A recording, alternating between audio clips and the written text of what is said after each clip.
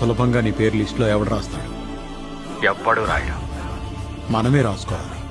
నిన్నొక మామూలు గంగిరెద్దు అనుకుంటున్నారుగా, కానీ నువ్వు ఒక పోతుగడ్డవని నిరూపించు. నీకు 2 కొమ్ములున్నాయిరా. రేపు నీ ఆటను వాడు. చూసుకుందాం. గుర్తింపు ఎవరికి రాకూడదంటాడేంటి?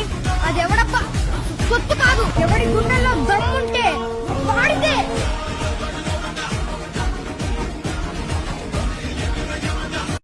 ఓటే పని చేసే నాకి, ఓకే నాక బతికే నాకి.